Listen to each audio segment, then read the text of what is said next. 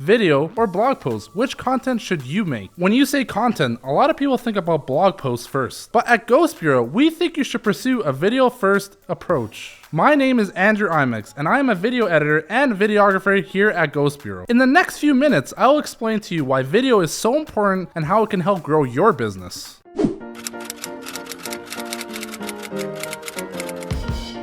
Think about the way you surf the web. Before you buy a product or service, you spend a lot of time on research. This can entail watching a video on a website or simply just going on YouTube. Your customers do the same thing. So, how are you introducing yourself to your customers? We think the answer should lead with video. To make my point, I'm going to ask you 3 questions. How much overall web traffic is video? The answer is 81%. Way more people are watching videos compared to reading blog posts. Question 2. How many marketers say that video is a better way to trigger conversions compared to blog posts? 74% is the answer. When someone's considering whether to hire you, video is an excellent way to get them over the line. Finally, how many people use YouTube to help them make a buying decision? A whopping 68%, that's crazy! At Ghost Bureau, we believe in blog posts because they are great for SEO. But for the top of the funnel, the first introduction,